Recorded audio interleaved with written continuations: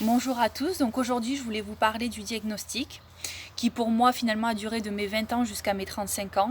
Ça a été très très long, j'ai vu pas mal de professionnels de santé, j'ai fait de la gestalt-thérapie, j'ai vu un psychiatre, un psychanalyste, j'ai fait de la thérapie cognitivo-comportementale, enfin j'ai essayé plein de choses comme je vous avais déjà expliqué et... Et en fait, c'est vrai que le diagnostic, c'est vraiment un parcours qui est très très long. Et encore, moi, j'ai pas eu à me plaindre parce que ça a duré de février jusqu'au mois d'octobre. Et je l'ai fait en privé. Et du coup, faut savoir qu'en privé, c'est quand même un gros budget de payer tous ces tests. C'est un gros investissement financier. Mais j'ai eu de la chance parce que la psychologue qui me suivait connaissait le médecin du CRA de Lyon. Et du coup, mon dossier est passé en commission comme ça. Et donc, du coup, j'ai été diagnostiquée autiste.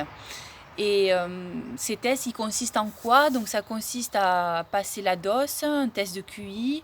Il y a aussi un entretien avec la famille, l'entretien avec votre compagnon si vous en avez un, et aussi des questionnaires canadiens. Voilà. Parce qu'il faut savoir que nous, en France, on est vraiment en retard sur l'autisme chez les femmes, et que par contre, au Canada, ils ont bien avancé sur le sujet, et ils ont créé des tests qui ne sont pas valables en France sur la notation pour le diagnostic, pour savoir si on est autiste ou pas. Mais par contre, ça oriente les professionnels de santé, vu que les tests sont majoritairement faits pour les garçons.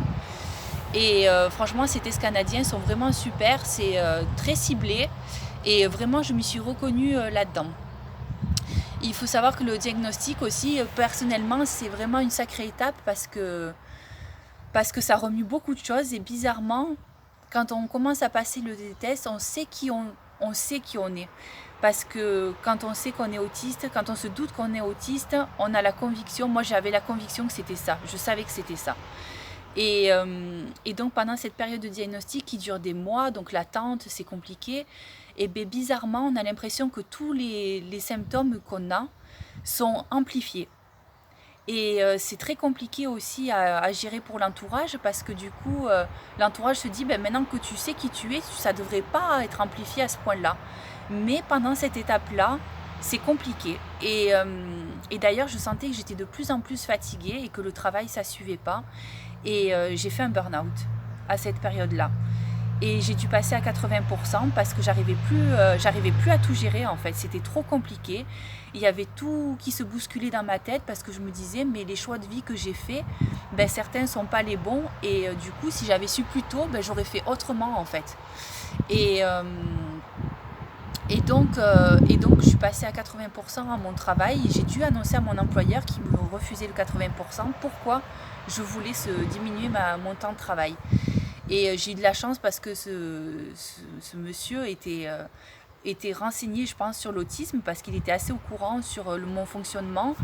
Et du coup, il a très bien compris, il a accepté que je passe à 80%. Donc ça a été vraiment super. Mais voilà, il faut savoir qu'il m'a fallu quelques temps pour pouvoir accepter ce diagnostic. Il m'a fallu faire une période de deuil où du coup, de ce que je ne pouvais pas faire, de ce que je ne serais jamais, mais du coup, avec toutes les possibilités de maintenant qui j'étais et de ce que je pouvais faire maintenant et de tout ce que j'avais à mettre en place pour pouvoir avoir une vie correcte avec cet autisme-là et faire en sorte que mon démon, ce que j'appelais mon démon, que je ne savais pas qui il était, soit apprivoisé et que j'arrive à vivre avec. Et ça, c'est vraiment un gros travail. C'est vraiment un gros travail personnel. Et ça mérite vraiment un suivi particulier après le diagnostic. Il faut être suivi. Il faut mettre en place des stratégies. On a besoin d'un psychiatre, vraiment, pour faire ça. Donc, moi, ce que je vous conseillerais, c'est que vraiment, il y a beaucoup de professionnels qui ne sont pas informés sur ce qu'est l'autisme au féminin, mais c'est pas grave, faut pas se décourager, faut pas lâcher le morceau, il faut y aller, quoi. Vraiment, allez-y, n'hésitez pas, battez-vous, c'est dur, mais une fois qu'on a ce diagnostic qui est posé, franchement, ça change la vie. Et accrochez-vous. Voilà, c'est vraiment le message que j'ai envie de vous faire passer aujourd'hui, c'est accrochez-vous. Je vous dis à bientôt pour d'autres vidéos. Salut!